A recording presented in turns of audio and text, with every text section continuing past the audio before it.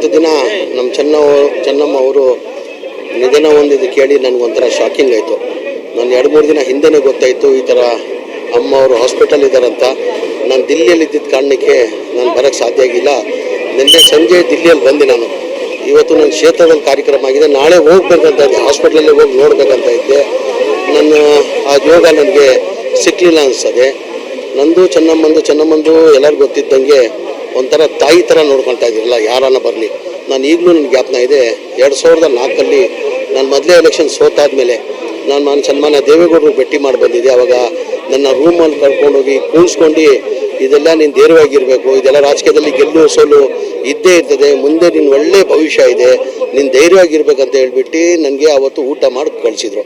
ನಾನು ಯಾವಾಗ ಬಂದಿದ್ದೀನಿ ನನಗಂತ ಇಲ್ಲ, ಯಾರನ್ನ ಸಾಮಾನ್ಯ ಜನ ಬರಲಿ, ಒಂದು ತಾಯಿ ಯಾವ ಥರ ನೋಡ್ಕೊಳ್ತಾರೆ ಆ ಥರ ಎಲ್ಲರಿಗೂ ತಿಂಡಿ ಟೈಮಲ್ಲಿ ಬಂದರೆ ಅವರೇ ಬಡಿಸಿ ತಿಂಡಿ ಕೊಡ್ತಾಯಿದ್ರು. ಊಟದ ಟೈಮಲ್ಲಿ ಬಂದರೆ ಯಾರನ್ನ ಇರಲಿ, ಸಾಮಾನ್ಯ ನಾನಂತ ಇಲ್ಲ ಅವರಂತ ಇಲ್ಲ, ಯಾರನ್ನ ಬರಲಿ ಅವ್ರಿಗೆ ಕೂಣಿಸಿ ಊಟ ಮಾಡಿಸಿ ಅವರೇ ಬಡಿಸಿ ತಿನ್ನಿಸೋರು. ನಾನು ಪಕ್ಷ ಬಿಟ್ಟಾದ್ಮೇಲೂ 1-2 ವರ್ಷ ಹಿಂದೆ ಸನ್ಮಾನ್ಯ ದೇವೇಗೌಡರು ಹುಟ್ಟುಹಬ್ಬಕ್ಕೆ ವಿಶ್ ಮಾಡೋಕ್ಕೆ ಬಂದಿದೆ. ಆವಾಗಲೂ ನನ್ನನ್ನು ನೋಡಿ ಕರೆದು 4 ಗಂಟೆಗೆ ಆವಾಗ ಬಂದಿದ್ದೆ, 4-4:15 ಇತ್ತು. ಆವಾಗ ನನ್ನ ಕೂಣಿಸಿ ನನ್ನ ತಿಂಡಿ ಕೊಟ್ಟು ಚೆನ್ನಾಗಿದ್ದೇನಪ್ಪ, ಆರೋಗ್ಯ ಆಗಿದ್ದೇನಪ್ಪ, ಚೆನ್ನಾಗಿರ್ಬೇಕಪ್ಪ ಅಂತ ಹೇಳ್ಬಿಟ್ಟು ನನಗೆ ಆಶೀರ್ವಾದ ಮಾಡಿದ್ರು. ಅವ್ರಿಗೆ ನನಗೆ ಈಗ ಇದು ಕೇಳಿ ಭಾಳ ನೋವನ್ನು ತಂದಿದೆ. ನನ್ನ ಚಿಂತನೆ ತಮಗೆಲ್ಲ ಗೊತ್ತಿರ್ಬೋದು, ದೇವೇಗೌಡರು ಚೆನ್ನಮ್ಮಂದು ಸಂಬಂಧ ಯಾವ ಥರ ಇತ್ತಂದರೆ ಗಂಡ ಹೆಂಡತಿ ಥರ ಇಲ್ಲ, ಒಂಥರ ಫ್ರೆಂಡ್ಲಿ ಆಗಿರ್ತಾಯಿದ್ರು. ನಾನೇ ಕಣ್ಣಾರೆ ನಾನು ಭಾಳ ಹತ್ರದಲ್ಲಿ ನೋಡಿದ್ದೀನಿ.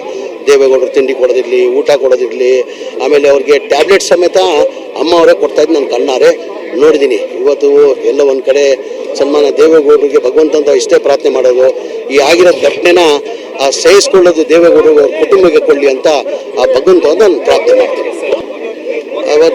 ಇವತ್ತು ದಿನ ನಮ್ಮ ಚೆನ್ನಮ್ಮ ಅವರು ನಿಧನ ಹೊಂದಿದ್ದು ಕೇಳಿ ನನಗೊಂಥರ ಶಾಕಿಂಗ್ ಆಯಿತು. ನಾನು 2-3 ದಿನ ಹಿಂದೆನೇ ಗೊತ್ತಾಯಿತು ಈ ಥರ ಅಮ್ಮ ಅವರು ಹಾಸ್ಪಿಟಲ್ ಇದ್ದಾರಂತ. ನಾನು ದಿಲ್ಲಿಯಲ್ಲಿ ಇದ್ದಿದ್ದ ಕಾರಣಕ್ಕೆ ನಾನು ಬರೋಕ್ಕೆ ಸಾಧ್ಯ ಆಗಿಲ್ಲ. ನಿನ್ನೆ ಸಂಜೆ ದಿಲ್ಲಿಯಲ್ಲಿ ಬಂದೆ. ನಾನು ಇವತ್ತು ನನ್ನ ಕ್ಷೇತ್ರದಲ್ಲಿ ಕಾರ್ಯಕ್ರಮ ಆಗಿದೆ, ನಾಳೆ ಹೋಗ್ಬೇಕಂತ ಇದ್ದೆ, ಹಾಸ್ಪಿಟ್ಲಲ್ಲಿ ಹೋಗಿ ನೋಡ್ಬೇಕಂತ ಇದ್ದೆ. ನನ್ನ ಆ ಯೋಗ ನನಗೆ ಸಿಕ್ಕಲಿಲ್ಲ ಅನಿಸ್ತದೆ. ನಂದು ಚೆನ್ನಮ್ಮಂದು ಎಲ್ಲರಿಗೂ ಗೊತ್ತಿದ್ದಂಗೆ ಒಂಥರ ತಾಯಿ ಥರ ನೋಡ್ಕೊಳ್ತಾ ಇದ್ದಿರಲ್ಲ, ಯಾರನ್ನ ಬರಲಿ.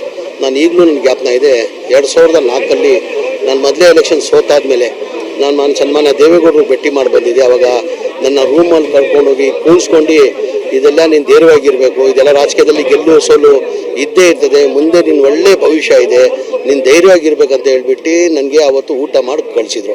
ನಾನು ಯಾವಾಗ ಬಂದಿದ್ದೀನಿ ನನಗಂತ ಇಲ್ಲ, ಯಾರನ್ನ ಸಾಮಾನ್ಯ ಜನ ಬರಲಿ, ಒಂದು ತಾಯಿ ಯಾವ ಥರ ನೋಡ್ಕೊಳ್ತಾರೆ ಆ ಥರ ಎಲ್ಲರಿಗೂ ತಿಂಡಿ ಟೈಮಲ್ಲಿ ಬಂದರೆ ಅವರೇ ಬಡಿಸಿ ತಿಂಡಿ ಕೊಡ್ತಾಯಿದ್ರು.